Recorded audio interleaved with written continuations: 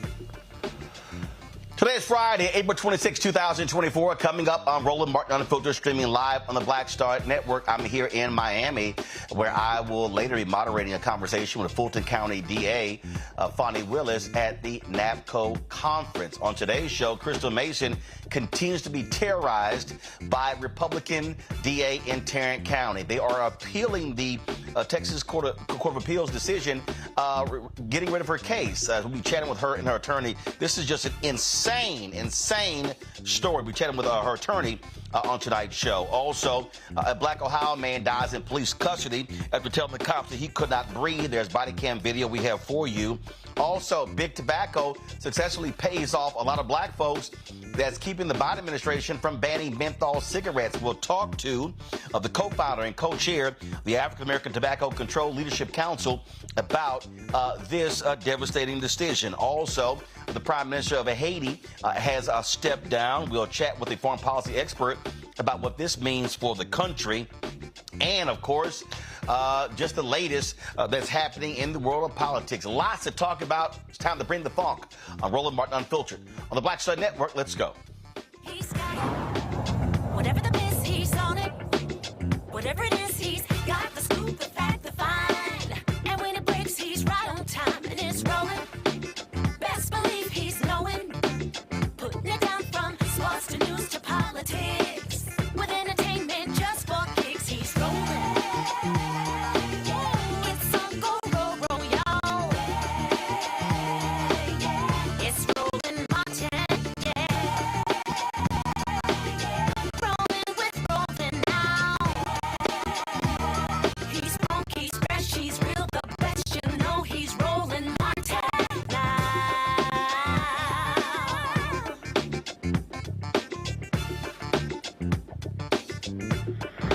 Martin.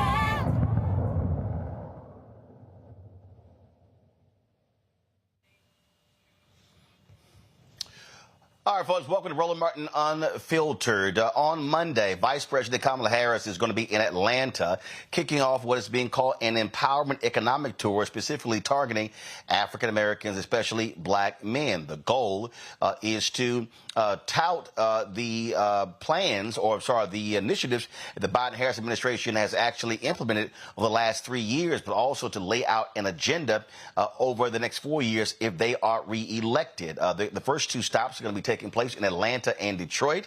On Monday, they're going to be on stage with the co-host of Earn Your Leisure. This, of course, is one of the issues that you see taking place, how they're using the vice president traveling around the country, speaking to the issues. She's a lot more active, obviously, than President Joe Biden is. And so this, of course, is a significant issue because by starting in Atlanta, they're focusing on what's happening there, of course, economically for African Americans, historically Detroit, and then they're going to be adding other cities to this tour over the next few months. Let's go to my panel. I want to talk about this here. Joining us on the show today, Michael Imhotep, host African History Network show, coming to us out of Detroit. Also, on today's panel, we're joined by Kelly Bethea, communication strategist out of D.C., Matt Manning, civil rights attorney out of Corpus Christi. Glad to have all three of you here.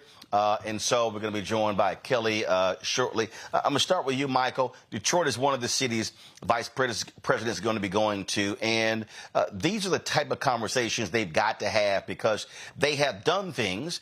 But the reality is they have been horrible when it comes to messaging what those issues are. But one of the things they also want to do with this tour is also let people know how they can tap into the resources to access available money. Again, we're in campaign season, and this is them trying to address the economic issues that are important to African Americans.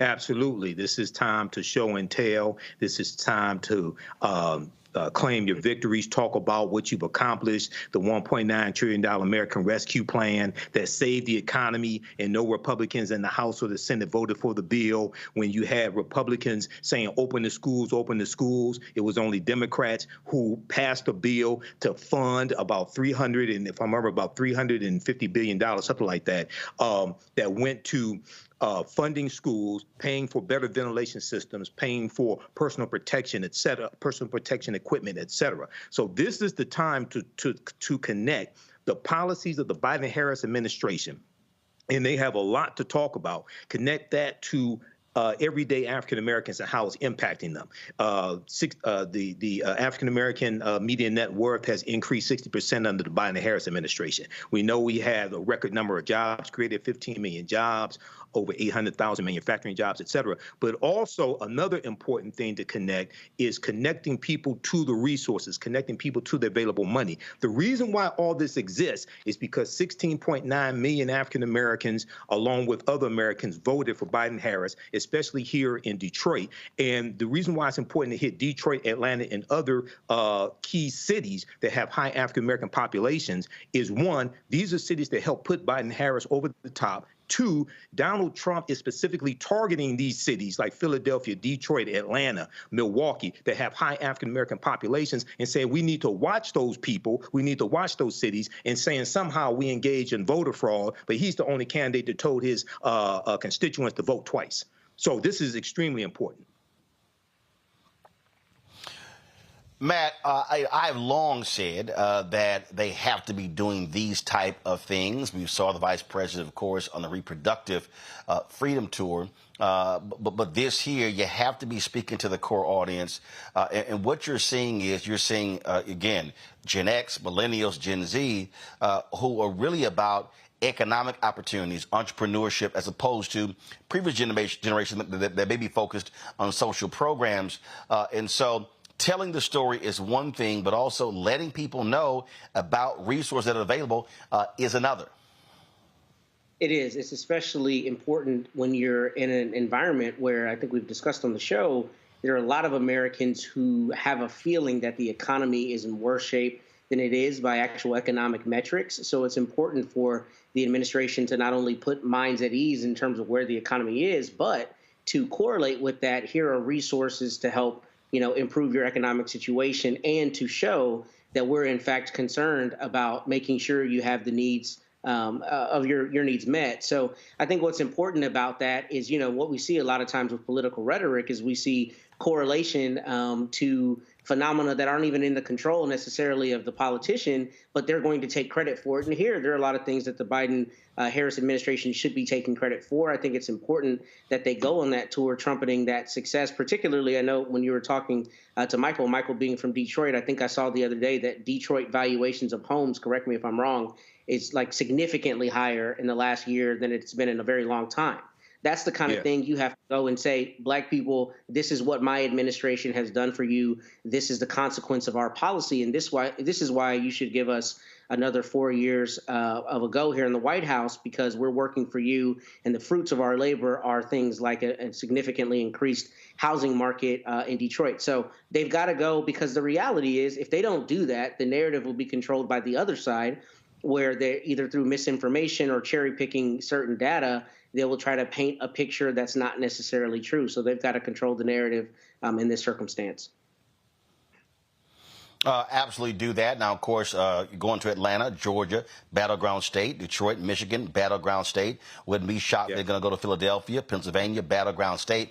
But I would also, and I wouldn't be surprised if Charlotte is on that list, North Carolina, battleground state, Milwaukee, Wisconsin, battleground state. But I also would hope it would go to a place like Houston. Although that's in Texas, that could be beneficial to Congressman Colin Allred's bid running up for the United States Senate against Ted Cruz. But you also are going to a place where you have a significant Black entrepreneur class there as well. You got HBCU, Texas Southern University, Prairie View is only 50 miles down the road. And so I think all of those are critically important. And so I would really hope this is going to be an expansive tour that is taking the message around the country, speaking to what has been done, but also what they're planning to do over the next 4 years. It's one thing to say what we've done, but you also have to have an agenda for what we want to do if getting reelected. Let me go to a break. We come back. We're going to talk this case out of Texas that simply will not go away. For 8 years, Crystal Mason has been terrorized by the Tarrant County District Attorney's Office. Yes, I'm calling it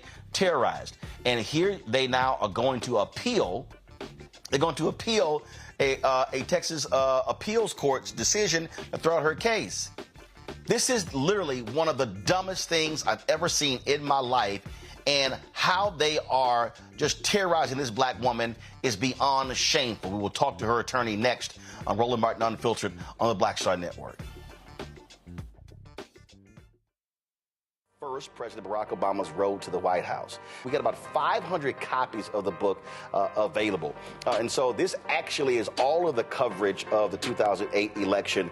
But the other thing is this here. I talked to folks like Malik Yoba, Hill Harper, Erica Alexander, Kevin Lau, Spike Lee, Tatiana Ali. But there's a lot of behind-the-scenes stuff in here as well, where I talked about some of the stuff that went down at CNN. Also, when you go through here, a lot of the photos that you see in here, photos that I actually shot, photos that were my time at CNN.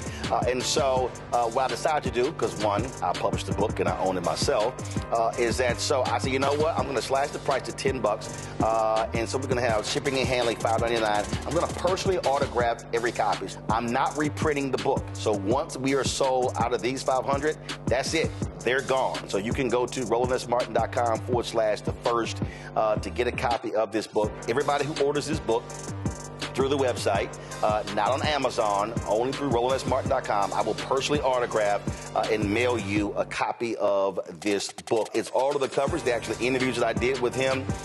And just to show you, of course, when it came out, there's actually even in here the interviews that I did with him and Michelle Obama, which won TV One Cable Network's its first 2 NAACP Image Awards. And so all of that for $10. Shipping and handling is $5.99. So go to RolandSMartin.com/the-first and order your copy today. Hey, what's up? It's Sammy Roman. Hey, it's John Murray, the executive producer of the new Sherry Shepherd Talk Show. It's me, Sherry Shepherd, and you know what you're watching, Roland Martin Unfiltered.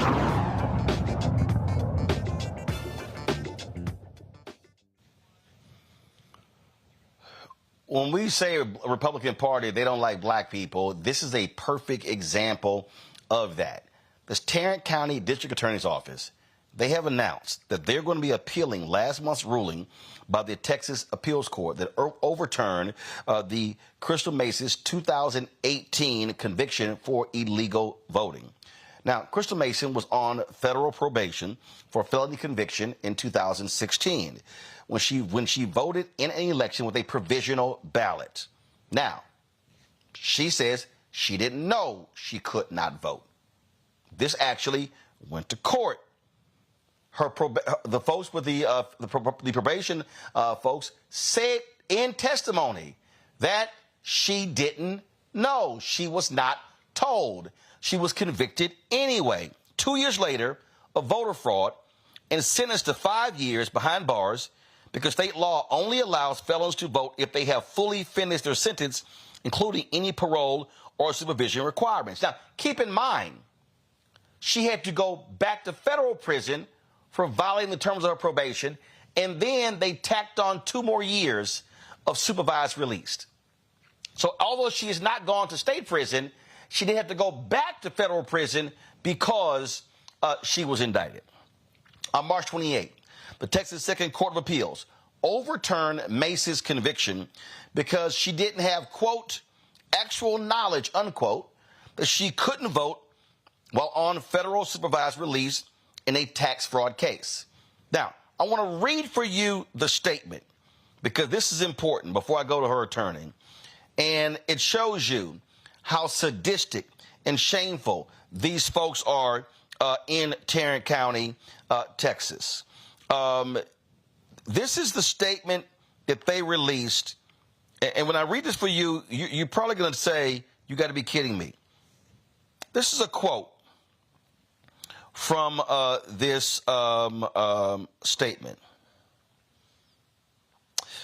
The trial court's guilty verdict should be affirmed. Voting is a cornerstone of our democracy. This office will protect the ballot box from fraudsters who think our laws don't apply to them. Crystal Mason, a 4-time felon, was convicted of illegal voting on March 28, 2018, in a bench trial in the 432nd Judicial District Court. She was convicted based on testimony from the election judge and poll clerk that she read the provisional voter affidavit affirmed that she provided accurate information, signed the affidavit, and testified that the affidavit language was clearly understandable to mean that a convicted felon such as herself was ineligible to vote. On March 28, 2024, the Second Court of Appeals reversed her conviction and published an opinion stating that there was evidence showing Mason may not have known she was ineligible to vote on the day she voted. The Second Court of Appeals failed to give proper deference to the trial court's guilty verdict and reweighted the evidence in favor of Mason. The Second Court of Appeals misapplied the sufficiency standard of review by not viewing the evidence in the light, y'all gonna love this here, by not viewing the evidence in the light most favorable to the trial court's verdict, in contravention to binding precedent for the Texas Court of Criminal Appeals. The Second Court of Appeals publication of its opinion creates the very real risk that future sufficiency cases will likewise be wrongly analyzed and decided. This office requests that the Texas Court of Criminal Appeals grant review in this case, reverse the Second Court of Appeals decision, and affirm the trial court's guilty verdict. That's from the Tarrant County DA's office. Kim Cole, Crystal Mason's attorney, joins us right now. Kim, hate to have the fact that we're talking to you again about this case. This has been going on for 8 years. And for people who don't understand, she filed a provisional ballot. The ballot was not even counted. So it wasn't like it actually was included. That's one. They also lie in this statement, Kim, by saying that, oh, she knew this, she knew that. And then they also lie by saying that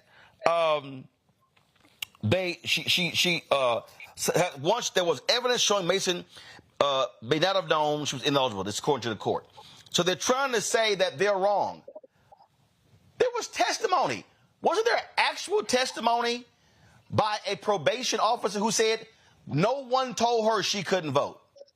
Correct? That is absolutely correct, Roland. And it wasn't just the probation officer. He was a supervisory probation officer. He was over all the probation officers. And he testified on the stand. And this was their witness. This was not Crystal's witness. This was their witness that they called to the stand. And they asked him point blank, didn't you tell her that she was not eligible to vote? And he said, no, I did not. They conveniently leave out the fact that, they point out that she filled out a provisional ballot, filled out her, correct information. Yes, she did. Filling out a provisional ballot is not illegal. And then they go on, if she didn't think she was eligible to vote, or she knew she wasn't eligible to vote, who would put their right name on there, the accurate information? Who would sign the ballot if they knew they weren't eligible? She didn't know. And yeah. And what bothers me here, again, I love this line here, that they misapplied the standard because they should have only reviewed evidence in light most favorable to the trial court's verdict. That's not their job. Their job is to look at the verdict, the prosecution, and the defense, weigh the evidence. So basically, the Tarrant County DA is saying, oh, y'all should overlook anything that doesn't make us look good. And that's essentially what they're saying. Unfortunately, the hypocrisy is real, because we've seen time and time again that they have absolutely ignored precedent. Otherwise, we wouldn't be where we are right now with the Roe v. Wade situation, with affirmative action, and numerous other precedent that has provided and expanded rights for minorities. So the hypocrisy is real, right? But that is, unfortunately, the standard, that anytime there is an appeal, they are to view the evidence in the light most favorable to the upholding the verdict. However, that doesn't mean be ignorant. and they did not prove their case. Their witnesses contradicted each other. And what they also failed to include was that the Second Court of Appeals said that Even if she had read the affidavit, there is absolutely no language whatsoever in that affidavit, because Crystal testified that she didn't read it. They're going on her two neighbors' testimony that was inconclusive that she read it. They're like, well, I think she read it. You know, she was moving her finger. Anyway, Crystal did not actually read the affidavit. She was filling out her information, because on one side is the attestation, the other side is where she fills out her information. And she was putting her information on there because they did admonish her that she had to provide accurate information. And she made sure everything matched up with her driver's license. And so, that being said, even if she read it, there's nothing in the provisional ballot affidavit that says that if you are A, B, C, and XYZ, you are not eligible to vote. Nothing in there. So how would she have known? Here's what's also interesting. I mean, here's the deal. So she was convicted of tax fraud. She was inflating returns for her clients in terms of preparing their taxes. Okay, that's why she went. But when you read their press release, Crystal Mason, a 4-time felon. Wasn't that tied to the same case? And so they're trying to give the impression that, this is a repeat offender. This woman is a menace to society. Yes, that is absolutely. They have continued to persecute and disparage her. Here, what they failed to. Crystal isn't a saint, Roland. I mean, she isn't. Every saint got a past, and every sinner got a future. Okay, so she does have a prior criminal history. Otherwise, she wouldn't even be in this situation to ascertain whether or not she was eligible to vote. Okay, so that's how we landed here. Yes, she is a felon. However, what they failed to acknowledge in stating that she's a 4-time felon, which they also included the one where she was acquitted, this particular case, but we can look past that, right? Yeah. Anyway, in all of her other cases, Crystal pled guilty. She admitted her wrongs, even to the case that got her sent to federal prison. She has no problem holding herself accountable for the things that she's done wrong. Why on earth would she fight for 7 years to prove her innocence when in all of these other cases, she admitted her guilt because she did something wrong? She was like, I did it. I mean, I'm going to take accountability for my actions. Here, she didn't know she was not eligible. So she refuses to accept responsibility. Right. I mean, the thing that jumps out to me is, before I go to Matt and Michael with their questions. Okay, has she gone to state prison? No, but she actually, because of this, she returned to federal prison for 2 years. You would think a common sense DA would say, okay, we've been dealing with this one case for 8 years. They literally are spending more time on this case than they have on heinous crimes that have been committed. So the waste of resources to me is unbelievable. This is, no, we're going to make an example out of this black woman, and this is about creating a chilling effect about anybody else who's formerly incarcerated in voting. The same thing they did when they attacked a black man in Houston who stood in line for 6 hours. And guess what? He was later found that he could vote, and he now says, hey, I'm not going to vote again because of what I went through. That's what this is all about. You're absolutely right. You are absolutely right. I've said over and over again, in their summation in Crystal's original trial, they said they wanted to send a message to voters, much like their ridiculous, disparaging, inaccurate statement that they released yesterday. They are trying to send a message. They are trying to, quote unquote, protect the ballot box, as if, of course, Roland, you know where that comes from, as if folk like us shouldn't be there. And so they are absolutely still trying to send the same message. 7 years later, 8 years later, we're coming up on another election. 8 years later, they're still trying to send the same message. They don't want folks who look like Crystal at the ballot box. They are trying to protect the ballot box, not from fraudsters, because let's be honest, we've seen the documentation of who was committing all the voter fraud in the past few elections. They don't look like Crystal. So they're not trying to protect the ballot box from from fraudsters. They're trying to protect the ballot box from those who have been typically disenfranchised by this system. And that is the whole point of them continuing to beat this dead horse. And correct me if I'm wrong. There was a Texas Justice of the Peace, Russ Casey, who admitted to forging signatures to get on the primary ballot. And he pled guilty to records tampering.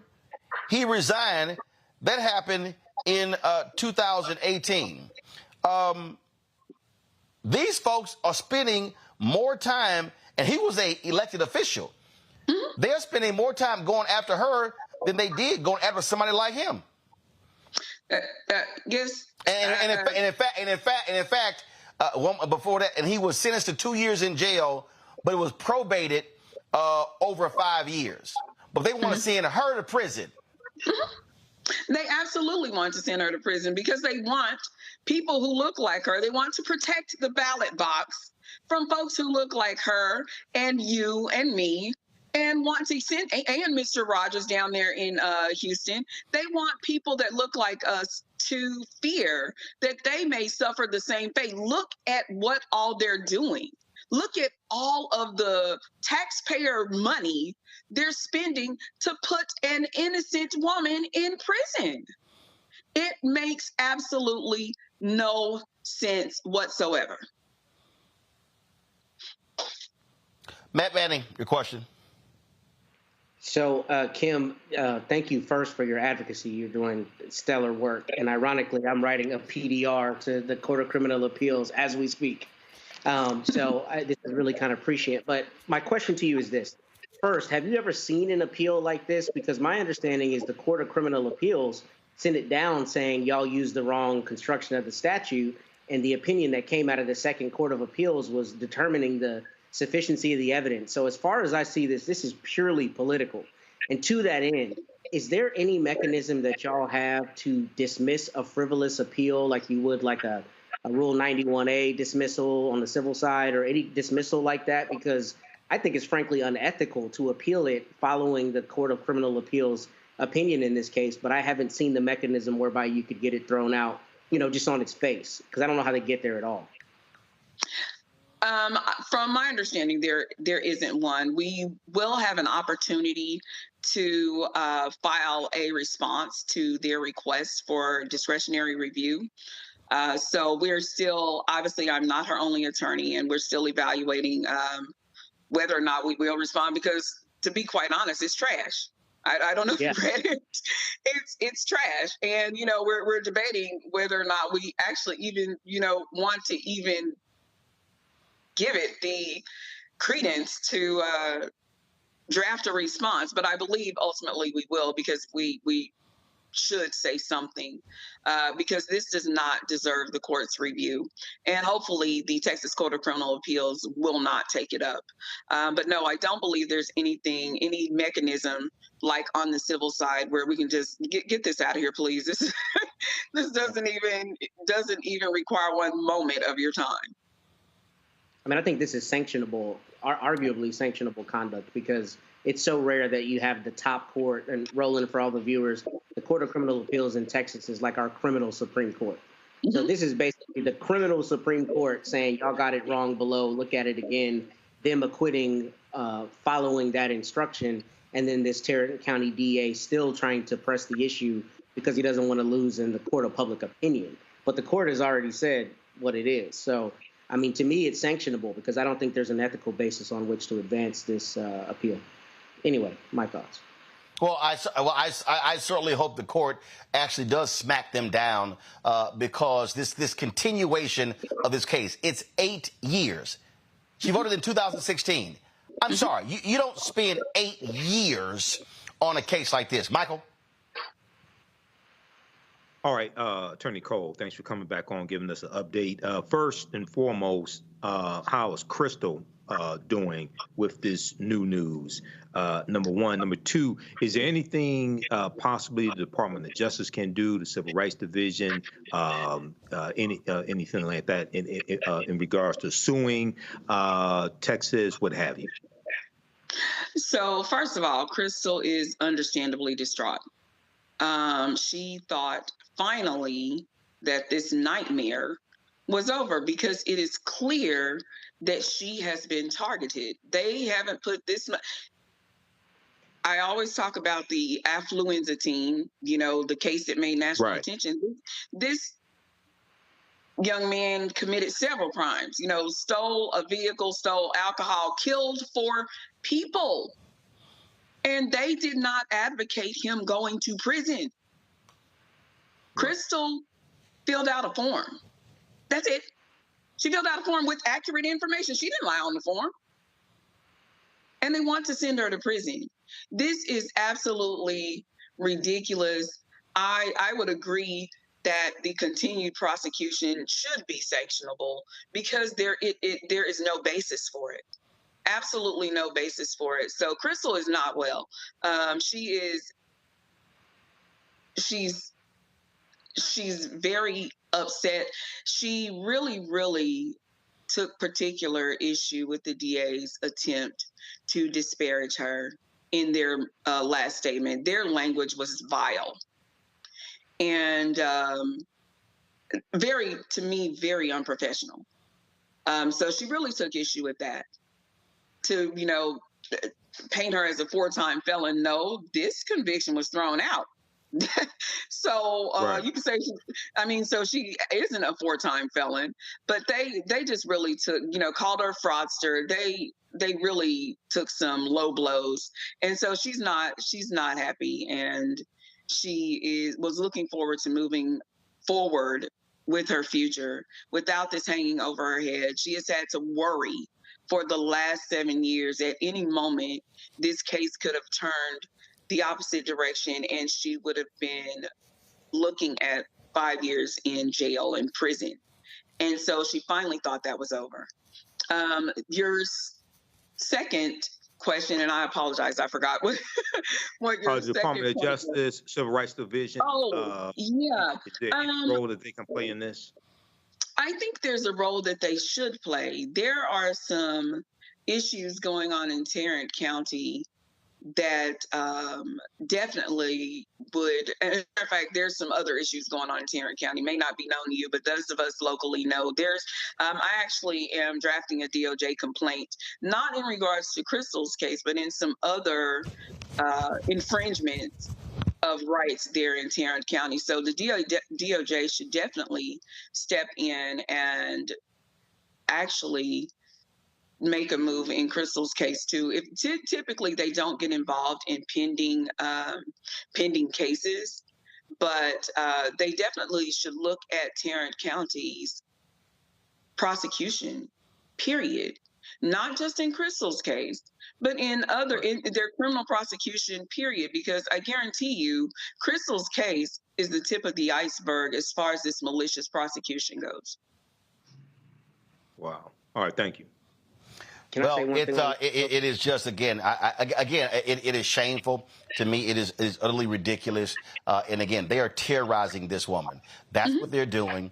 Their behavior is an abomination.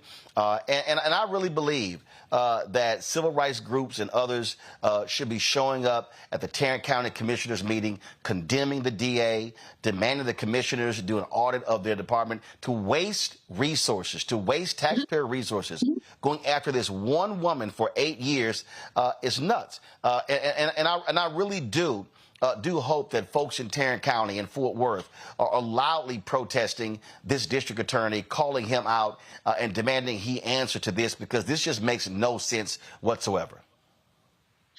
I agree, Roland. I agree. And we have been, so many organizations and individuals have reached out in support of Crystal, and we are planning, they are planning some type of actual action and protest of them continuing to pursue Crystal, not just in the interest of justice, but also in the interest of fiscal responsibility. They're spending taxpayer dollars on a political narrative. And that's not how the taxpayers want their dollars spent. I would think if there are funds allocated toward fighting crime, they would really prefer that they pursue people who have actually committed crimes. Absolutely. Attorney Kim Cole, we certainly appreciate it. Thanks a lot. Thank you, Roland. All right, folks, I got to go to a break. We come back more on today's show. Lots to talk about, lots to cover. Support us in what we do, folks. Be sure to join the Bring the Funk fan club. Your dollars make it possible for us to be able to do what we do, this show and the others on the Black Star Network. Our goal is to get 20,000 of our fans contributing on average $50 each. That's $4.19 a month, 13 cents a day. If you want to join the Bring the Funk fan club, send your check and money order to P.O. Box 57196, Washington, D.C., 20037-0196. Cash App, $RM Unfiltered, PayPal, R Martin Unfiltered, Venmo's RM Unfiltered, Zelle, Roland at RolandSMartin.com, Roland at RolandMartinUnfiltered.com. Be sure to download the Black Star Network app, Apple phone, Android phone, Apple TV, Android TV, Roku, Amazon Fire TV, Xbox One, Samsung Smart TV. We'll be right back. Fanbase is pioneering a new era of social media for the creator economy. This next generation social media app with over 600,000 users is raising $17 million, and now is your chance to invest. For details on how to invest, visit startengine.com/fanbase or scan the QR code. Another way we're giving you the freedom to be you without limits. Now streaming on the Black Star Network. I was just in my backyard. I was manifesting about life. I said, I would love to come back because it was a great time, and these kids need that right now. They need that male role model in the schools, I think. Even on the TV. Because people are scared to go into the high schools. You know, the high school, you know what I mean? I would love to bring it back, and I think we can bring it back. You know, what do you think? I think we'll ask the people, we'll ask your people. We'll do a poll. Y'all want to hang a Mr. Cooper? Yeah, I say, let's go. We all look good, you know, Ollie looked good, you know, Raven looked the same, Marquise, Don Lewis. It'd be funny to have the bullshit you see out there on TV now. God damn. What the fuck? What happened to TV? Damn. It's some... I'm like, oh my God.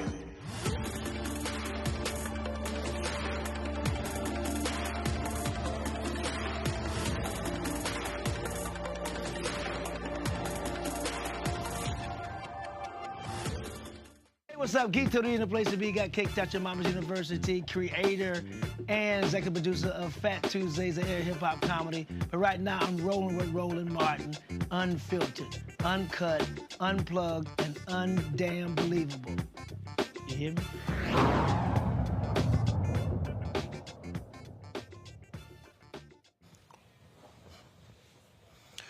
Well, the tobacco lobby spent a lot of money, getting a lot of black folks to take up their position to fight the ban on menthol cigarettes by the Biden-Harris Federal Drug Administration. Well, it looks like that was money well spent. Today, the Biden-Harris administration announced that they are not going to be banning menthol cigarettes. This was the recommendation of the FDA. Many folks thought this was going to actually go on till next year, but the administration, again, has not provided a timeline for for a final decision on the ban. Health advocates say a decision should have been made by January 20th for the ban to be in effect by 2025 because the FDA, the agency behind the ban, will need a full year for full implementation. Again, it was a very orchestrated campaign by Big Tobacco to get African Americans to oppose this. One of the things they did was spread massive lies that by getting rid of menthol cigarettes, this is going to cause significant harm in the black community by having cops target African Americans. And so what do? They employed civil rights leaders like Reverend Al Sharpton. They also utilized political strategists like Antoine Seawright.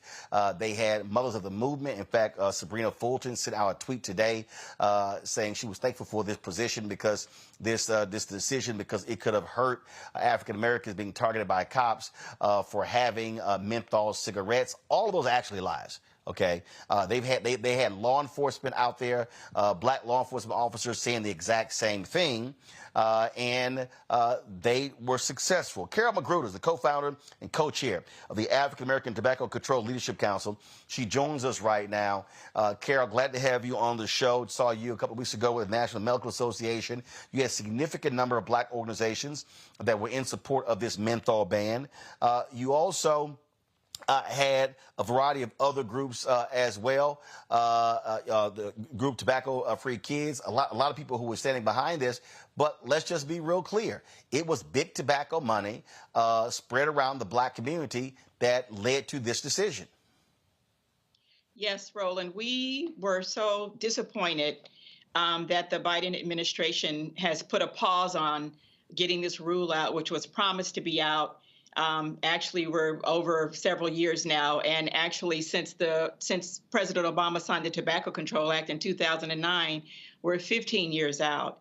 And the groups that are in support of getting the deadliest targeter of black men off the market, which are Newport cigarettes and mentholated tobacco products, in our lawsuit that we filed an additional lawsuit that was April 2nd. So that lawsuit is still in play. And this will not be the first time that black people have had to throw themselves at the mercy of the court to be protected when our own government will not stand up and do the right thing and protect us. So our co-plaintiffs in the lawsuit are ASH, Action on Smoking and Health, the National Medical Association, our nation's African American doctors, and the American Medical Association has rejoined our lawsuit just today, as a matter of fact. So it's a sad case, a sad day when our nation's doctors have to sue the federal government to compel them to do what should be a public health decision and not a political decision. And again, what Big Tobacco did, they were funding African Americans, meet with the Biden administration, and so what they said is like, oh, you don't want to do this because this could harm your re-election efforts when it comes to reaching African American voters. That's literally what they were saying to the Biden-Harris administration. That is correct, that mentholated tobacco smokers are going to rebel and go against the Biden administration. But all those mentholated tobacco smokers have a family member, such as myself, who see our families dying and our children addicted, another generation of our children addicted. And this has to stop.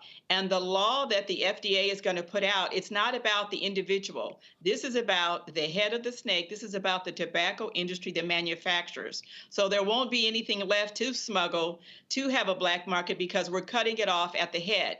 As opposed, a lot of times this is compared to a war on drugs where we went out and arrested black boys on the street. So this is about getting to the Wizard of Oz behind that curtain, who's manipulating the strings to keep the black community addicted, with us giving our resources and our bodies, our lives, paying for our own deaths.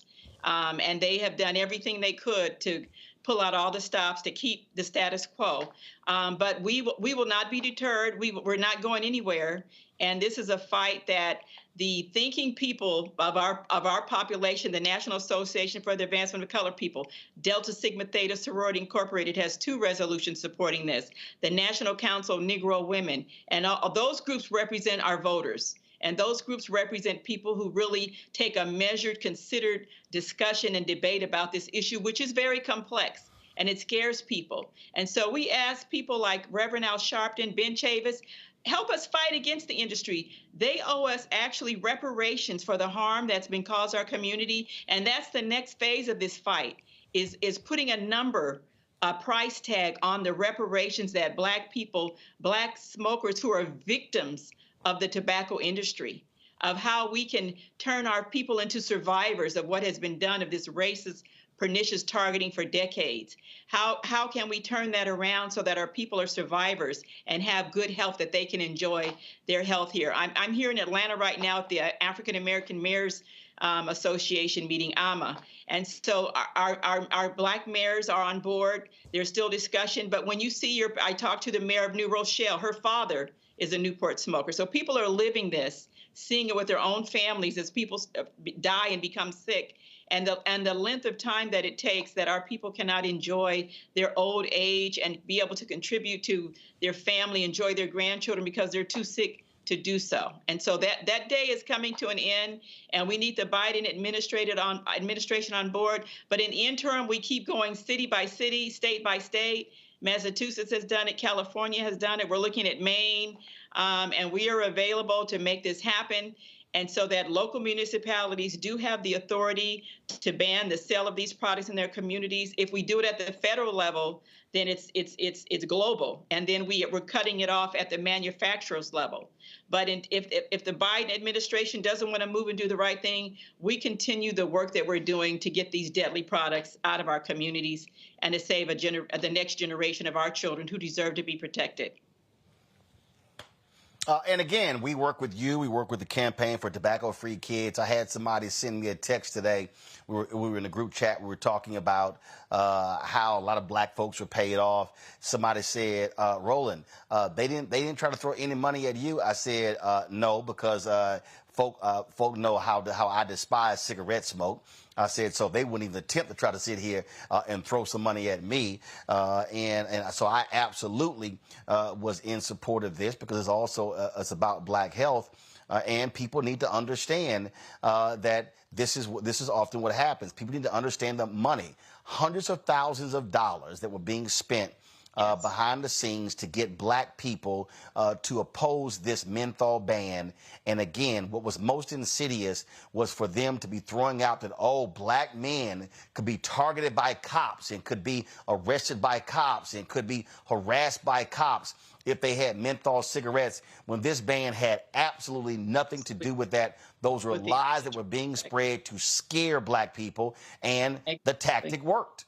And it did work, and how they latch onto our legitimate pain and suffering and the legitimate need and grievances that we have and the need for reform, and that we have to do those same things.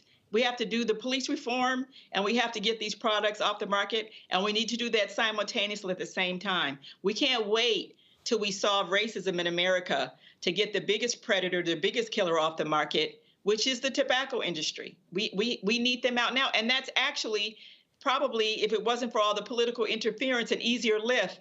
And that this is the beginning. This isn't the end. So people are, they're afraid, like, what's going to happen? What's going to happen is we're going to have services for our people. That's already happening. We Black smokers, through the taxes they pay, they've already paid for every single thing that they could need to help them to get off of nicotine.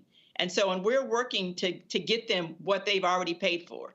And that they need to understand that they are the victims in this, and that no one loves a mentholated tobacco smoker more than the African American Tobacco Control Leadership Council. That is why we exist, and that we're working hard to save the lives of the 45,000 Black people who die every year directly from tobacco-induced diseases. That's not counting secondhand smoke. That's not counting all the asthma, all the poor quality of life and health that we have in our old age because of these debilitating diseases, diabetes, all of the things that we have, they're so exacerbated by smoking. Most of our diabetic amputations are smokers. And so people need to understand that this touches every aspect of our life, whether you smoke or not. It's affecting our community, and that the only way the tobacco industry can survive is to addict another generation of our children. And so if you're an addicted smoker, do the right thing, stand up and protect our next generation of our children. This is what's at stake here. And demand the services that you need to get off of these products. And the first thing is to get it out of our communities so that it's not always around and part of our community, our norms and our communities. It's not normal. Matt. So the question I have is there a precedent for banning a comparable product that has been specifically targeted on one demographic? And I ask because I understand the necessity, I understand the value, and I support it. I am wondering what the response has been in relation to the obvious arguments, I'm sure, on the other side about government overreach and about the idea that people have the choice whether to smoke or not. I mean, I understand. So this is right. This is what people need to understand about the menthol. When President Barack Obama signed the Tobacco Control Act in 2009, the other flavors in combustible tobacco were taken off the market. Menthol was left in. Black people are not the only people that smoke menthol, but the vast majority of Black smokers smoke menthol because of the pernicious and racist targeting that we have endured for decades.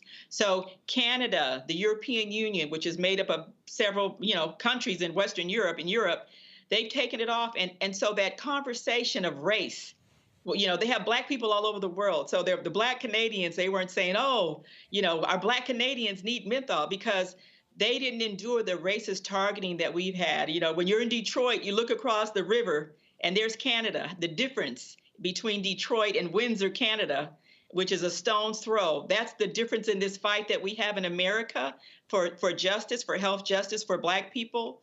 And health is our first civil right. You can't enjoy any other rights if you're unhealthy. And so our community, we need to get healthy, and we need to get the vector of death and disease, which is the tobacco industry, out of our community. And however you feel about it, you need to disclose that you take money from the #1 killer of Black people, if that's part of your conversation. If you're defending them, if you're feeling that, we have the right to pick how we want to kill ourselves, you need to disclose that you take money from the tobacco industry. People need to know that. Michael. Hey, Carol, thanks for coming back on again. I remember when you were on before dealing with this topic. And it's interesting that a lot of these people, these civil rights leaders, et cetera, who say Black Lives Matter would take money to not ban menthol cigarettes and save Black lives. That's a conundrum right there. But two quick questions. Number one, how would this ban actually work? Because before, I think we were talking about a ban on manufacturing, not on possession. So how would the ban actually work? And two, where can people go to get factual information on what the proposal is, what the proposed ban is? Those are great questions. So our website, which is savingblacklives.org, savingblacklives.org, you can go on our website and you can sign up to get all of our email on our e-blast. We have sometimes links where you can go and sign in and sign up and let your congressperson know how you feel. The Campaign for Tobacco-Free Kids, they have a lot more resources than they do. So they already have the forum up right now where you can write your congressman to tell them how you feel about this. So that they're a great source of information, the Campaign for Tobacco-Free Kids. They have all of the cities and states that have already enacted legislation to take these products off the market. So how this works in different ways. On the FDA level, the tobacco companies, they would still be allowed to actually manufacture in this country, but they could only export, which is another issue because we're allowing them to export death to someone else. But they would no longer be sold, but it would not be illegal to purchase them or to use them. And so we know that people, I'm from the hood, I'm from the community, but I have my own family members in California. We passed a law. They still are getting some products. So it's a process. It's not magic. We passed the Voting Rights Act 50 years ago. I just was listening to where they're trying to put this sister in jail who tried to vote. So these fights are real, and they're not going to go away tomorrow. It's not going to be some magic. It's going to be digging in. It's the beginning of the end of these decades of predatory targeting. And it takes resources. It takes our people to know that we're supporting them and that we're going to get healthier together, and that our federal government, our state governments, our local health departments need to give Black smokers what they need and to treat addiction, nicotine addiction, in all its forms and the effects that we endure because of stress, because of racism. So we're looking at innovation to help our people to get off of these products. But so we need to work on supply and we need to work on demand as well. We know there's still demand, and we are rolling out as quickly as we can. We're giving technical assistance to governments and cities across this country of the best way to help our smokers to know that they can stop, they can get off of these products, and they can. They really can. They just need a little extra help. All right, then. Well, look, keep the fight up. Carol, we're going to continue with the battle as well. It is not over. It's not over. So thanks so much for your efforts. Baby. It's far from over. So we're not going anywhere. And we're going to stay tuned for the lawsuit. All right, we appreciate it. It's possible that the courts will intervene and they will handle this. And so that's our next line of defense is what the courts are going to say. All right. We appreciate it. Thanks a lot. Thank you. Prime Minister of Haiti resigns. Will that lead to stability in the country? We'll tackle that next right here on Roland Martin Unfiltered on the Black Star Network.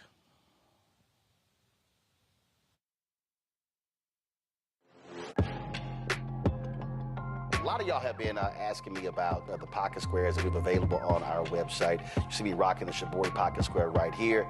It's all about looking different. And look, summertime is coming up. Y'all know, I keep trying to tell fellas, change your look, please. You can't wear athletic shoes every damn wear. So if you're putting on linen suits, if you're putting on some summer suits, have a whole different look. The reason I like this particular pocket square, the Shibori, is because it's sort of like a flower and looks pretty cool here versus the traditional boring silk pocket squares. But also I like being a little different as well. So this is why we have these custom-made feather pocket squares on the website as well.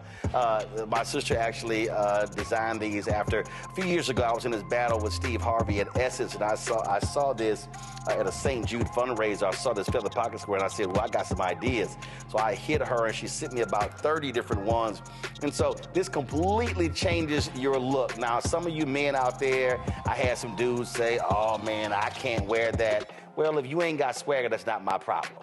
But if you're looking for something different to spruce up your look, fellas, ladies, if y'all looking to get your man a good gift, I've run into brothers all across the country with the feather pocket squares saying, see, check mine out. And so it's always good to see them.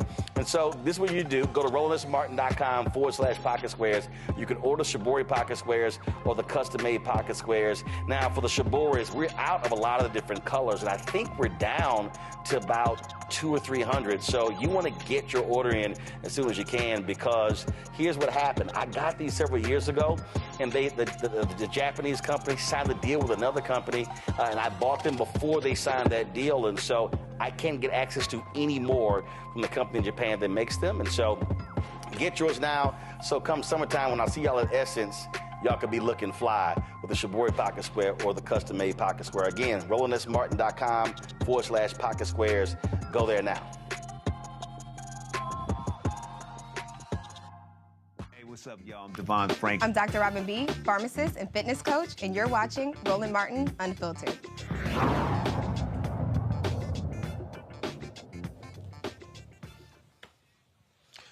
Now that Haiti's Presidential Transition Council is in place, the Prime Minister, Ariel Henry, has resigned. The 9-person council, comprised of 7 voting members and 2 observers representative of Haitian political parties and civic society groups, was inaugurated at Port-au-Prince's National Palace on Thursday. They will spend the next several months trying to create stability in the Caribbean country that violent gangs have overrun since the 2021 assassination of Haitian President Jovenel Moïse. Johanna LeBlanc, partner at the Adomi Advisory Group, has served as a foreign policy advisor to the Haitian government and recently served as a senior staffer in Capitol Hill. She joins us now to discuss what happens next. Johanna, glad to have you here. So, look, at the end of the day, they've got to get a hold of security. You cannot have these gangs controlling the country, but that also means having some sense of stability. Who can actually lead this country to a sense of normalcy? Thank you, Roland. It's always a pleasure to join you. So now that the Presidential Council has been installed, the next step will be to appoint a prime minister, and then the prime minister will create a cabinet of ministers. And the whole purpose is to, one, you know, ensure the smooth transition of the Kenyan-led mission into the country, to help address the insecurity crisis in the country. And two, to also organize free, fair, transparent, and inclusive elections in the country that is scheduled to happen in November of 2025. But there are a lot of concerns. The people on the ground are concerned about the Kenyan-led mission coming into the country, and rightfully so, because previous interventions in the country have failed greatly, in particular when the United States occupied Haiti for over 20 years. And then you had the UN mission that came into the country, brought cholera, which led to the killing of countless Haitians and left many Haitians sick. So rightfully so, they're skeptical. But what I think, though, with the Kenyan-led mission is that President Ruto has demonstrated himself to be a Pan-Africanist. I think it's a great opportunity to have another Black nation supporting another Black nation and finding stability. But there will certainly be challenges, and I think President Ruto is up for the challenge. Yeah, a lot of challenges, but also you have all of these conflicting parties, and it's like, you know, how will folks be satisfied that you can put leadership in place that will act from a presidential level, a prime minister level, from a government level to get things going? Because it just seems like, you know, Haiti is in a constant state of drama and instability and insecurity. Yeah, since 1986, the country has dealt with severe instability. You are absolutely correct. And the country is on its knees. Haiti, something that I think that's important for the viewers to understand is the role of Haiti in the liberation movement.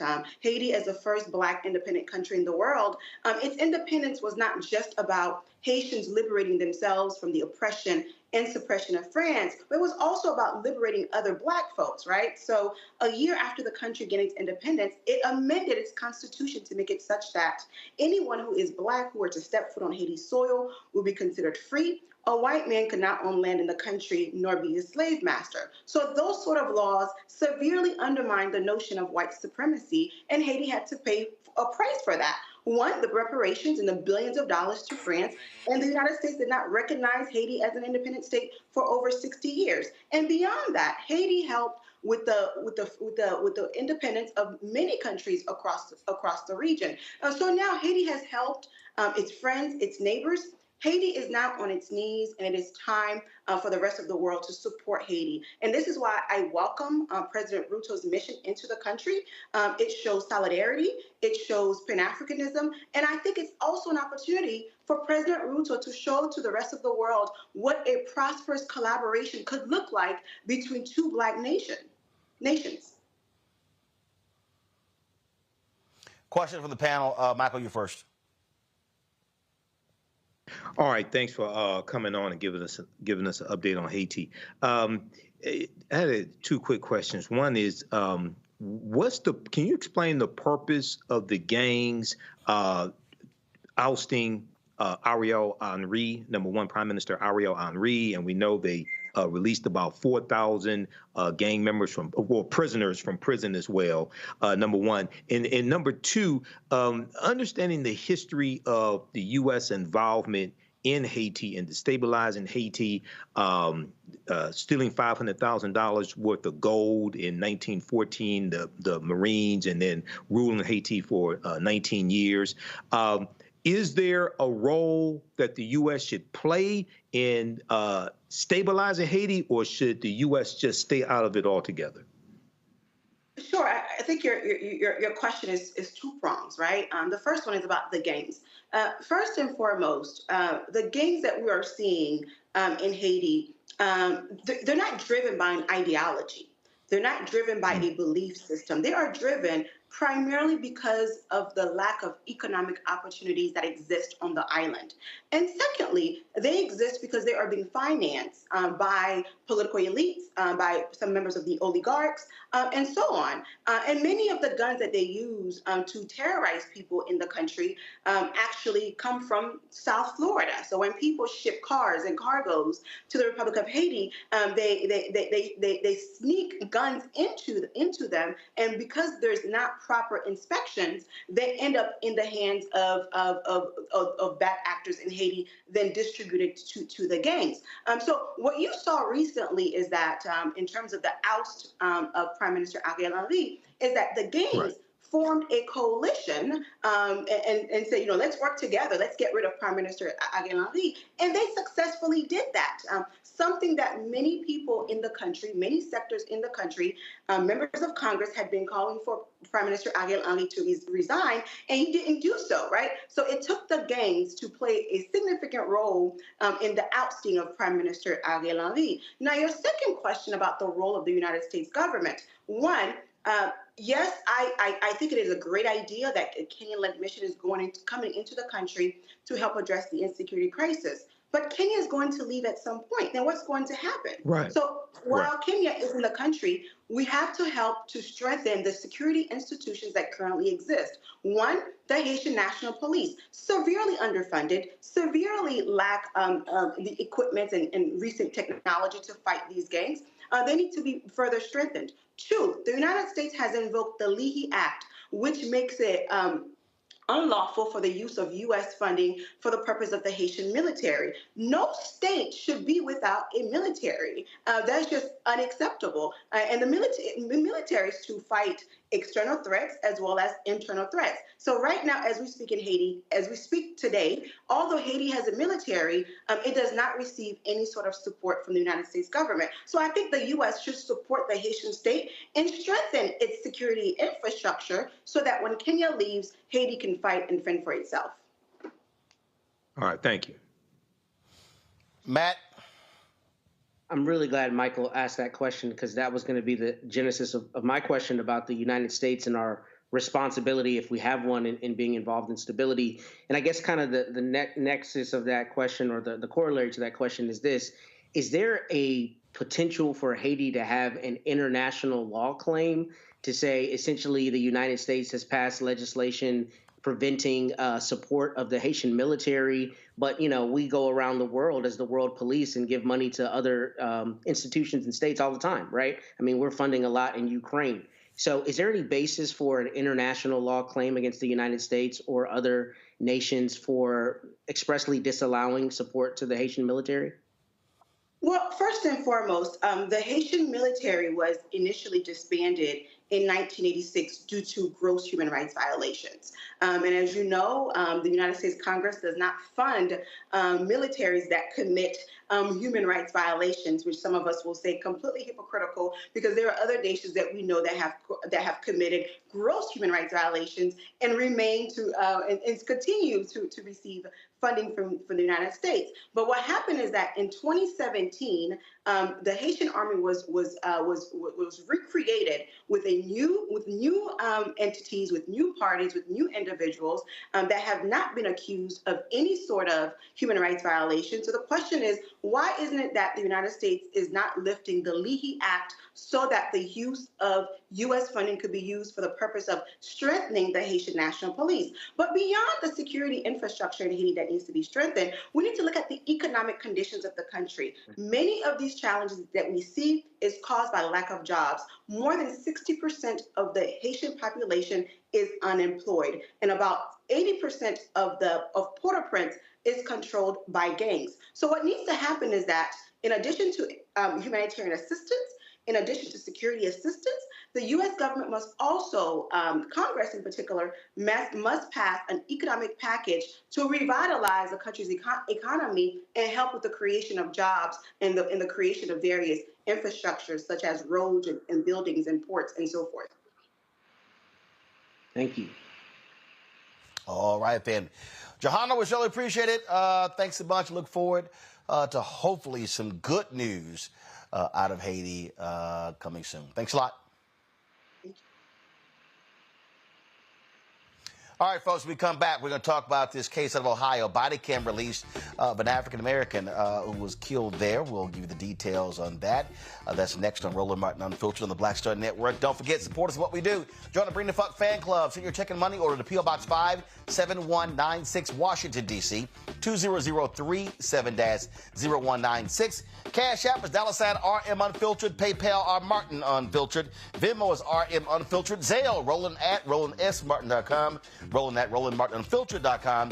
Also, be sure to get the Black Star Network app, Apple phone, Android phone, Apple TV, Android TV, Roku, Amazon Fire TV, Xbox One, Samsung Smart TV. Back in a moment. Fanbase is pioneering a new era of social media for the creator economy. This next generation social media app with over 600,000 users is raising $17 million, and now is your chance to invest. For details on how to invest, visit startengine.com/fanbase or scan the QR code. Another way we're giving you the freedom to be you without limits. On the next Get Wealthy with me, Deborah Owens, America's Wealth Coach, have you ever had that $1 million idea and wondered how you could make it a reality? On the next Get Wealthy, you're going to meet Liska Askalise, the inventress, someone who made her own idea a reality and now is showing others how they can do it too. Positive, focusing in on the thing that you want to do, writing it down, and not speaking to naysayers or anybody about your product until you've taken some steps to at least execute. Liska Askalise on the next Get Wealthy, right here, only on Black Star Network.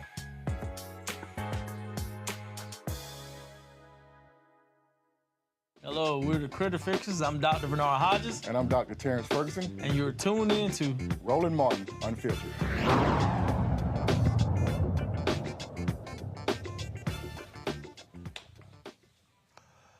The body cam video of a handcuffed black man in Ohio has been released on April 18th. 53-year-old Frank Tyson was involved in an accident. Police found him in a Canton social club near the crash. The struggle began when the officers tried to grab Tyson, who said repeatedly, "They're trying to kill me," and called the sheriff. As he was taken to the floor, the cops restrained Tyson, with one placing a knee on his back, prompting Tyson to scream that he could not breathe. Officers told Tyson he was fine and he needed to calm down. The cops were joking with bystanders and leafing through Tyson's wallet before they checked on him. When an officer commanded Tyson to stand up, he did not move. It was then they rolled him over and realized he was not breathing. The body cam video is over 30 minutes long. What we're about to show you is an edited version done by a local affiliate. There are some audio drops in this version, so here we go. Guy who did this, he's in the VFW. He ran in there. He ran in where? Right now, yeah, and his car's right there. All right. Yeah, he's in the VFW right now. In the white that's in the VFW. Bert, you want to come with me?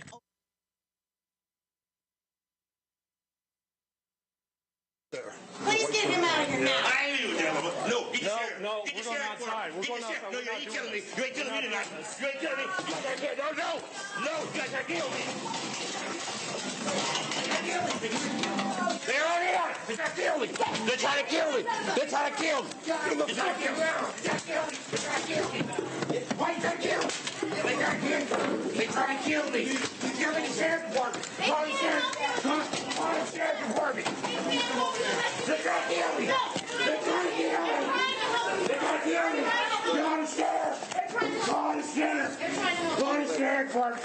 Call the sheriff. Call the sheriff. Call the sheriff. Call the sheriff. Call the sheriff. Call the sheriff. Call the sheriff. They're trying to kill me. Call the sheriff. Call the sheriff. Call the sheriff. Call the sheriff. Call the sheriff. Call the sheriff. Call the sheriff. They're gonna kill me. They're gonna kill me.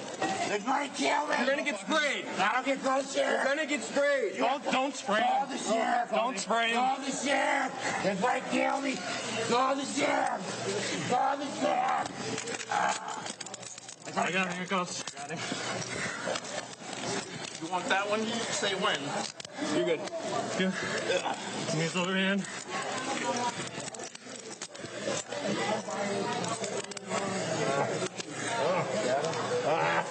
Get off me. Okay. Calm down.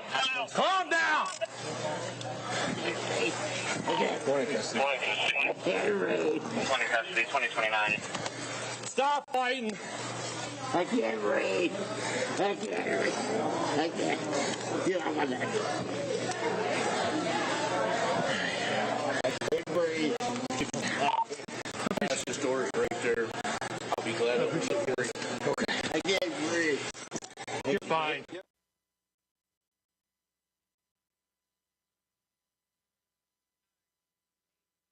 I thought he's here to pick up the to-go order. I've always wanted to be in a bar fight. I don't know if this counts. Matt, what I'm confused by is the man says, I can't breathe. The cop goes, oh, you're fine. But then you don't go back and check on him. You're joking, things along those lines.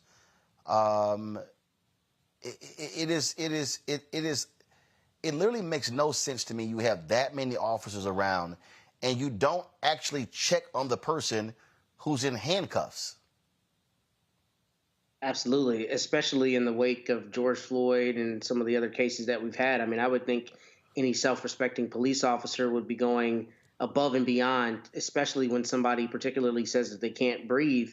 I think they'd go above and beyond to ensure that the person is safe, that they're in good health, and that they're not in any kind of medical peril. So here, I think that you have a big issue with that. I will tell you, the rest of this contact, I think, is going to be difficult in this case in particular, because I think what they're going to say immediately is that there was resistance, and that doesn't mean that the force that they used was justified. But this is going to be, I think, a difficult case because of the inception of the contact as between the police officers and this gentleman. But once he's on the ground, once he's subdued, the fact that they're not rendering medical care, I think is going to be a problem, particularly because we've recently seen cases where paramedics have been convicted, right, of not providing medical care timely. So I'd be interested in seeing if the criminal authorities have looked at this case for a criminal element on that, in that regard. To that particular point, Michael, that again, the arrest is one thing. The lack of care and compassion after he is handcuffed is another. Yeah, it is. And looking at that video, yes, he was resisting arrest. Yes, it took force to arrest him. It appears he may have been intoxicated as well. But once you arrest him, the suspect in your custody, you're responsible for their well-being. Okay, whether they're guilty or not, you're responsible for that. And according to the article from NBCnews.com, it says that Frank Tyson laid on the floor motionless for more than 5 minutes before police checked him for a pulse, and he laid on the floor motionless for about 8 minutes before CPR was started on him. Okay, so they're standing around, not checking for a pulse, not caring for him, even if he was guilty of everything that he's accused of. Okay, so there was a lack of care. There was a callousness here. And then it also had said that an officer appeared to have his knee on Frank Tyson's upper chest for about 30 seconds as well. So hopefully justice will prevail here, but it seems like there's some gross negligence when it comes to how the police handled this. Well, you talk about justice. Let's go to Colorado, where the paramedic who injected Elijah McClain with a deadly dose of ketamine avoids prison. He was convicted in the case, Jeremy Cooper. He had faced up to 3 years in prison after being found guilty in a jury trial last year of criminally negligent homicide. He was the one who gave the dose of ketamine to 23-year-old Elijah McClain. Yet the officer has been sentenced to probation. The mother said, quote, eternal shame on all of you. So, we talk about justice, Michael, but okay, fine. A guilty verdict is one thing. This cop, this paramedic, he gets off. He gets probation. Elijah McClain is dead. Yeah, this sounds like another case of white privilege. I think he should have gone to prison. He was guilty. He needs to be held accountable. And also, when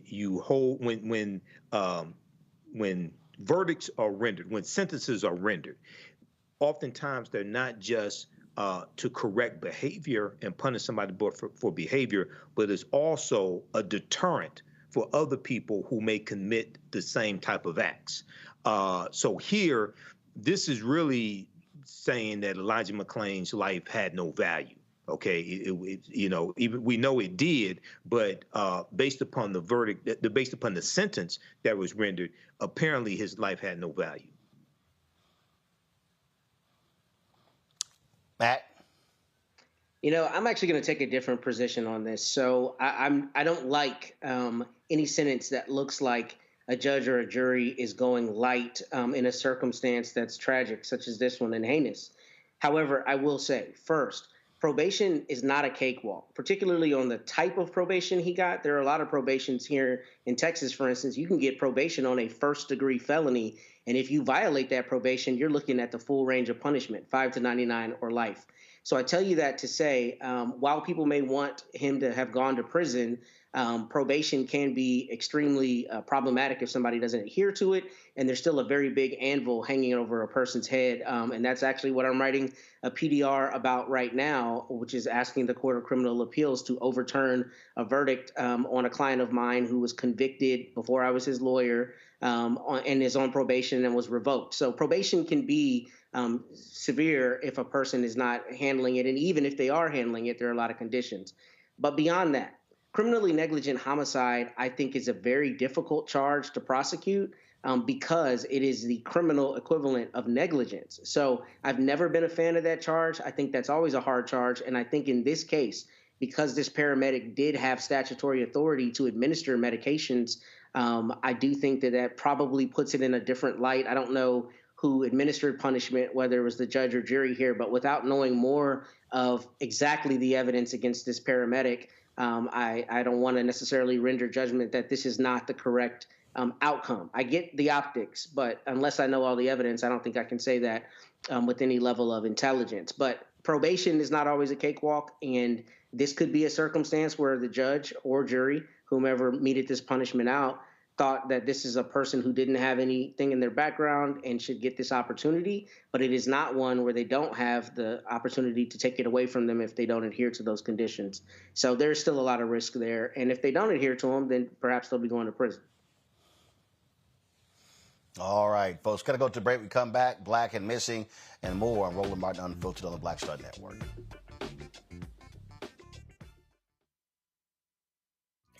Next on A Balanced Life, we're talking everything from prayer to exercise to positive affirmations and everything that's needed to keep you strong and along your way. That's on A Balanced Life with me, Dr. Jackie, on Black Star Network.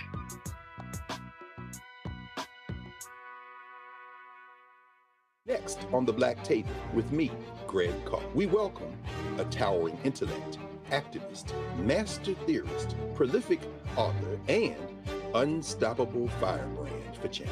The one and only Dr. Errol Henderson joins us to talk about his new book, The Revolution Will Not Be Theorized, Cultural Revolution in the Black Power Era. And this is what's going on in so much of academia and in some movement circles is an anti-Black nationalism. It's an hour of power that you don't want to miss. That's right here on the Black Table on the Black Star Network. I'm Faraji Muhammad, live from LA. And this is The Culture. The Culture is a two-way conversation. You and me. We talk about the stories, politics, the good, the bad, and the downright ugly. So join our community every day at 3 p.m. Eastern and let your voice be heard. Hey, we're all in this together. So let's talk about it and see what kind of trouble we can get into. It's The Culture, weekdays at 3, only on the Black Star Network. Hello, I'm Paula J. Parker. Truly proud on the Proud Family. I am Tommy Davidson. I play Oscar on Proud Family, Louder and Proud. Hi, I'm Jo Marie Payton, voice of Sugar Mama on Disney's Louder and Prouder, Disney Plus. And I'm with Roland Martin on Unfiltered.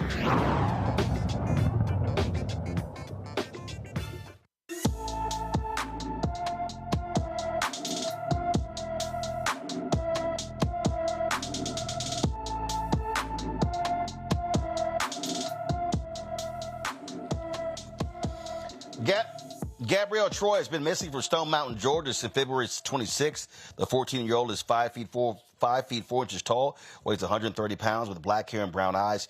Anyone with information about Gabrielle Troy should call the DeKalb County Police Department at 404-294-2911, 404-294-2911. Wild story out of Baltimore for a Maryland high school athletic director has been charged with faking an audio recording of the principal making derogatory remarks about students and racially derogatory remarks about students and staff. Pikesville High School AD, 31-year-old Dejon Darian, was arrested for disrupting school activities after Baltimore County Police said he created the falsified audio recording of Eric Eisworth in January. The audio clip using the principal's voice went viral. The audio recording was a rant about teacher inadequacies, low test scores of black students, and complaints about Jewish families in the community. Police say Darian's motive was retaliation for an investigation of how he spent school funds. This here was an absolutely wild story, Matt. I remember when it came out, and now they're saying, dude, use AI to get back at the principal. This terrifies me. This terrifies me for all of us, for my clients. I mean, I don't know. I think we're going to get to a point pretty soon in society, and I think I've said it on the show before, where one of the things that concerns me about AI is us as a society and our ability to discern the truth from fiction. And, you know, there's a popular app, I think it's called Parrot, where you can put in what you want, you know, the presidential candidates to say, and it spits out a video that looks like it's, you know, Joe Biden or Donald Trump with what sounds like their voices saying whatever you've put in. I don't know how we are going to discern from what's real, between what's real and what isn't, without one, you know, brilliant people putting together software to be able to figure that out, I guess, or mechanisms to determine that. But from a prosecution standpoint, and even from just pure accusation standpoint, this is scary, because this is the kind of thing where it passes as real so easily that you don't know. And, you know, especially in a case like this, you can build outrage, you can disparage a person, you can kill their whole reputation on something that isn't real. So I see this being one of the concerns that I have about AI, one of the concerns we've talked about on here, even despite all of its beneficial capabilities. Michael. Yeah, Roland, you know, this is a crazy story, and this is one of the concerns. I have real concerns about artificial intelligence, just like Matt does, because you can, one, when it comes to elections, presidential elections especially, but two, you can use it in retaliation against people to invoke anger and invoke people to take actions, to take matters into their own hands. And then after they've committed acts of violence, after possibly they have killed somebody, then they find out, oh, it was a hoax, oh, it was a fake. So, you know, one, there's going to have to be strong legislation and regulation of artificial intelligence. Here we have a situation where the technology is more advanced than the laws that regulate the technology is. Secondly, you know, when you do something like this, it makes people, for the next case where it may be something legitimate, it may cause people to be reluctant or hesitant to support that person who claims to be the victim, even if they are, when you misuse a situation like this to try to cover up something that you allegedly did. Absolutely. Unbelievable. And trust me, we're going to see more stories like this with AI becoming much more prevalent. Let's go to Texas, where a black Texas mayor running for re-election received a package with a noose and a threatening note. The Arcola police posted this on social media, asking for help finding out who sent this to Mayor Fred Burton. The note demanded that Burton drop out of his 2024 campaign. The threat comes amid a string of controversies during the mayor's campaign. Folks there, well, you know, look, somebody sending you a news, Matt, they pretty much are telling you exactly how they feel. Yeah, they are from Scranton, Pennsylvania. So Michael Scott and his progeny are, calling out this mayor. I didn't understand this at all. I read the article that was sent, and it looks like obviously this mayor has been a little embattled. Let me say first, there's no justification for this. It's not acceptable. They absolutely need to prosecute if they found who sent it. But what's very strange is if you look at the address on that package, it's from Pennsylvania. So I'm really interested in seeing if they're able to make a connection as to why somebody would be sending something across the country like that. But I guess this mayor has had some at least accusations of improper use of taxpayer money to investigate another city council person.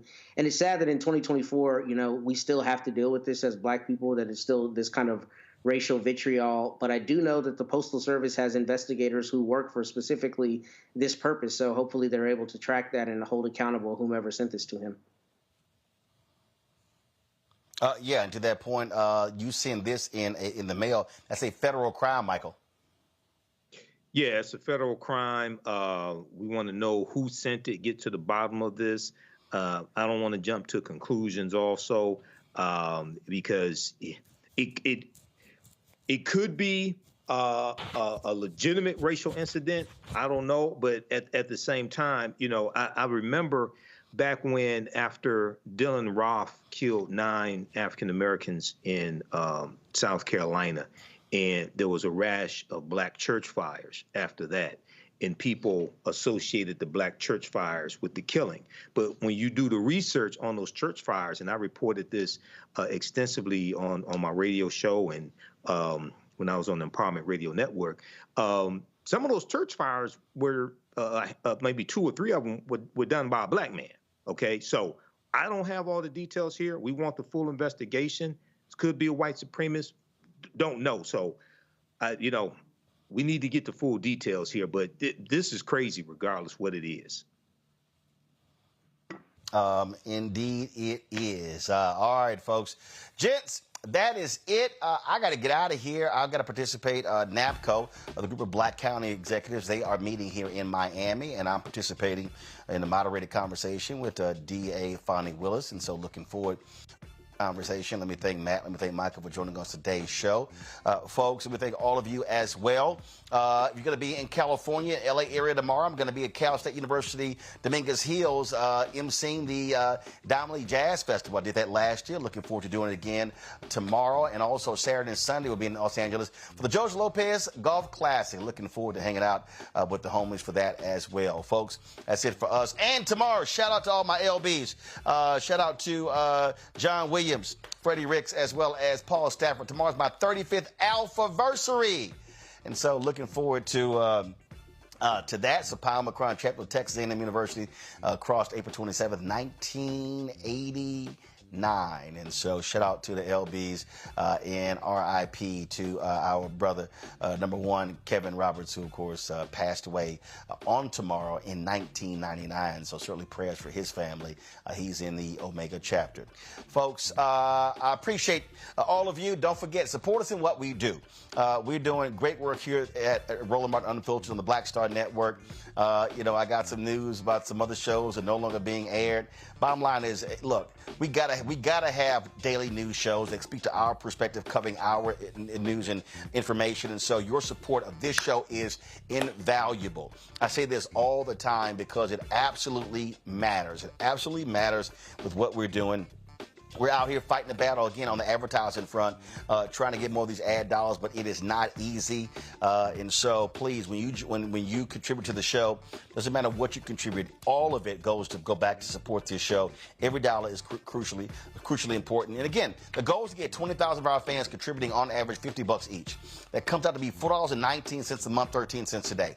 If I had charged folks, let's say $6.99 to subscribe for the year, it would cost a hell of a lot of money, but we wanted more people to have access to our information because it is important. And so when you give, you are making that possible. And so please send your check and money order to P.O. Box 57196, Washington, D.C., 20037-0196. Cash App, $RM Unfiltered. PayPal, R Martin Unfiltered. Venmo is RM Unfiltered. Zelle, Roland at RolandSMartin.com, Roland at RolandMartinUnfiltered.com. Download the Black Star Network app, Apple phone, Android phone, Apple TV, Android TV, Roku, Amazon Fire TV, Xbox One, Samsung Smart TV. Support us, of course, by getting my book, White Fear, How the Browning of America is Making White Folks Lose Their Mind, available at bookstores nationwide. You can get the audio version on Audible. I certainly read that. Also, got a fire sale going. I got 500 copies left of my book, The First, President Barack Obama's Road to the White House, as originally reported by Roland S. Martin. Of course, I'm going to be personally autographing every book. I see a bunch of y'all orders coming in, and so please get yours. Once we're gone, that's it. I'm not. You can't find this book on Amazon. Can't find it anywhere else. I won't be printing any more copies. So once it is gone, that is it. And so you want to go to RolandSMartin.com/the first, RolandSMartin.com/the first, and if y'all trying to get ready for summer, you're looking for some snazzy pocket squares, get our Shibori pocket squares, get our customized feather pocket squares by going to RolandSMartin.com/pocket squares. Trying to get the brothers looking all cool. And so y'all definitely want to get that as well. All right, folks, that's it. I'll see y'all next week. Holla!